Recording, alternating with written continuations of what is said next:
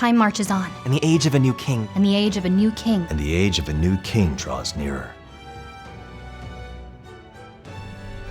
My name is Alejandra Reynoso, and I voice Gallica.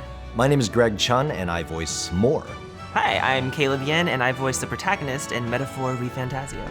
When I first heard of the world of Metaphor, it was when the audition came into my inbox. It was love at first sight, and I'm so glad that I got to be a part of her journey. It was fascinating to me because I feel like this notion of a utopia and what that means has something that I've always thought about a lot ever since I was a kid. What a utopia would mean in modern times and how that contrasts with the world of Metaphor that's full of strife and tension and conflict. It's just a very interesting question. I think that on a philosophical level, I think about a lot because a lot of times I have trouble coping with reality and the way it is, and the idea of a utopia seems really nice. Metaphor, in its own really elegant way, it's a wonderful take on the question and how it could possibly be answered. So I got the audition and I had no idea what it was for, and I was like, I'm gonna do this now. And I was like, that was cool, then I forgot about it, then I figured out what it was, and then I screamed continuously for like 30 seconds probably. A scream of joy. There was no anxiety in that one, save that for the game. Fight your anxieties. I would say that she is all heart. She also is a good dose of sass, which is a lot of fun to play, but I do love the dynamic that she has with our protagonist and that she is there and she has his back no matter what. So she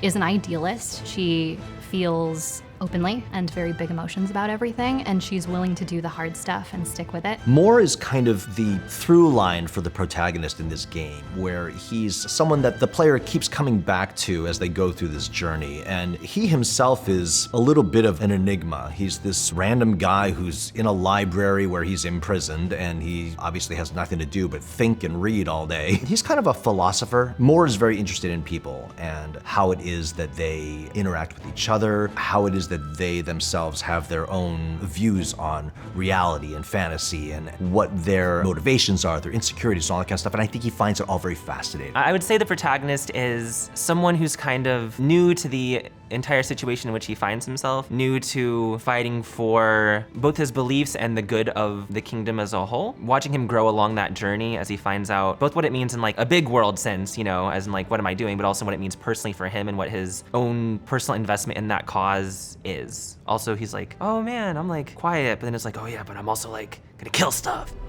What I love most about Gallica is that her heart is always bigger than the problems in the world around them, that she is always willing to fight for the protagonist, no matter what. His clothes, I like his fit. I kind of want to be more fashionable in my own life. I just like his general vibe. It's very elegant, it's very heady and sort of intellectual vibe. He just seems like a very calm observer type of presence in the game, and that's something that I feel like all of us could use a little bit, especially me in my own life. Being able to step back and look at things from just an academic standpoint. I like what that represents. I would say I like everything because I got to play him, but also just because he's such a good bean, you know, like a cinnamon roll, figuring out where he belongs in this. He starts off naive, if you will, but as the game continues and he finds out more things and he has loss and he has development and he has a whole game's worth of stuff happen to him, he grows and changes. I really think it's fun to be able to play that growth arc, those differences, because he has things to say, he has a personality, and he grows and changes as the game goes on.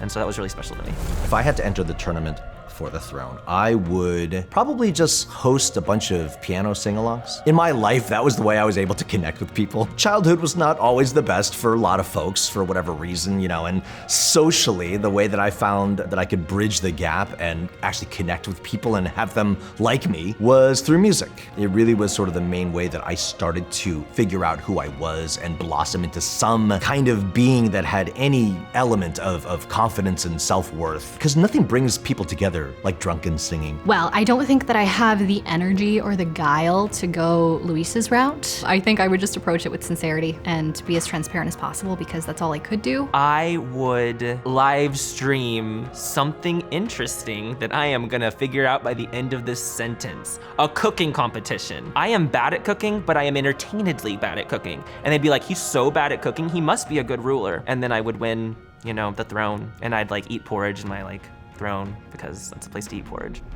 The game's themes that center around anxiety and facing your fears, that's kind of a journey I've been on personally my entire life. And I used to think that it was about being able to shrug off things that happen, roll with the punches, all that kind of stuff. And I realized, I think later in life and fairly recently, the ability to just sort of go with the flow, that doesn't amount to facing any fears or conquering anything. Because a lot of the time, what you're actually doing is just pushing stuff down and swallowing it and saying, this is fine, when it's really not. The hard work comes when you are able to actually take a look at yourself and be honest about what is there. I think people tend to not want to look within because they're afraid of what they might see, and that they may not like certain parts of themselves. That to me is courageous. The real hard work of facing your fears is looking through a window when you know you may not like what's on the other side. It's an extremely human experience. I think we all deal with anxiety and fear to varying degrees. It just depends on how much it affects us in our day-to-day lives. The game is really good at focusing on the hopeful aspects of it, and you get to attack all of that and battle it with your friends, and that's what keeps you moving forward. I hate anxiety. I am very anxious about things. Like sometimes I'll work with someone or meet someone and be like, they hate me, they don't like me, and they do not think about me, they do not know me, but I'm thinking about them and how much they don't like me. Being able to actually fight the physical manifestation of anxiety, literally punch it in the face, if you will, is really great, and I think everybody should do it.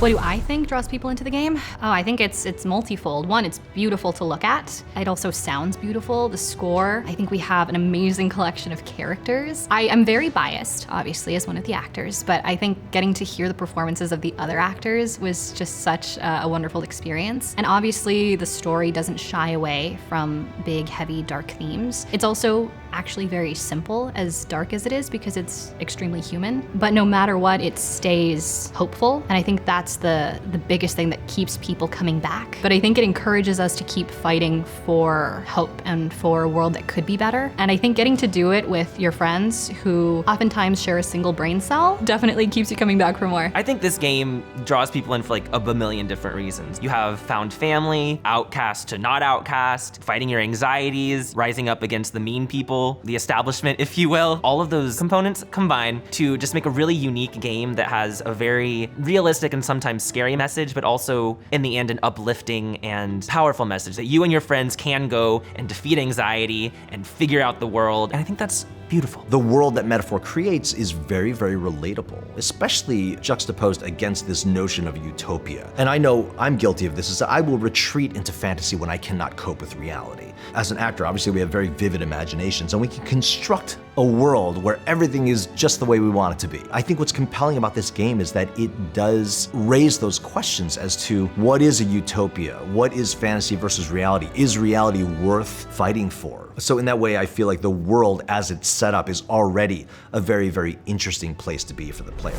The number one thing I miss about recording Metaphor is just being in that world. Go on those adventures with my friends, getting to make all those different connections with people all around the world, which is kind of something that after I've done Metaphor, I'm like, I want to go and meet more people in real life, you know, and have more friends. And so I've been trying to do that, but it's just not the same because they're like real people, and real people are like cool, but they're not like fictional people. The thing I'll miss about voicing more, I think, is mostly just the writing that I was able to work with. The things that he wonders about, I wonder about. The puzzle that he's trying to figure out. A lot of times in my own life, I'm trying to figure it out too. So it's not only is it, you know, easy on my voice, because Moore is very calm for the most part, but it's interesting dialogue to chew on, not just from an acting standpoint, but just from a human standpoint. I'll miss everything about her. She's so much fun. She has so much heart in her, but it's also so fun to get to play her opposite characters like Stroll and Hulkenberg and the Protagonist and Heismay. I think her getting to respond to and be in concert with all of these amazing characters that are so easy to love and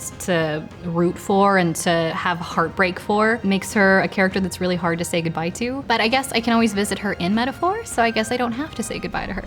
I would call our group dynamic fun-loving. Yeah, and I would call our group dynamic chaotic. And I would call our group dynamic lovingly chaotic. Wow, we used multiple words. Yeah, that sounds like a D&D Complimentary alignment. words, some might say. I thought the chemistry was so natural. Both characters really are adorable to me, honestly. I couldn't actually connect them with these two because I've not interacted with you enough in real life to hear you in the character, so I was totally immersed. He has like that French beret thing that probably has like secret baguettes under it, so it's even more mysterious. But the acting's really good too, because it's always like, what is his thing going on here? What is he thinking? What does he have under his hat, you know? You're very good.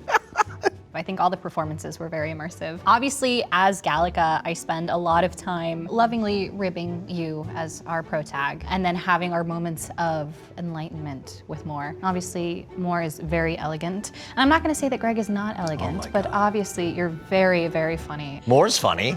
And engaging in real life, and it's a different kind of engaging, so that's a lot of fun. Caleb, I get to rib you just as much in person, so it's nice to kind of have that vibe IRL. I love ribs, I'm a barbecue fan, so There you go. it works.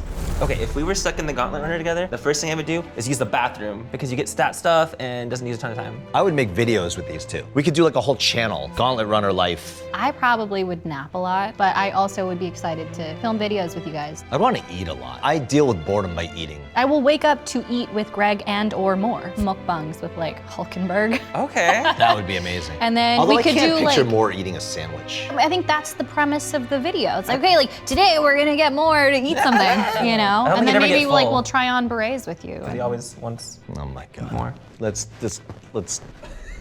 Can we do each other? This is you. Here's you. Ready? Okay.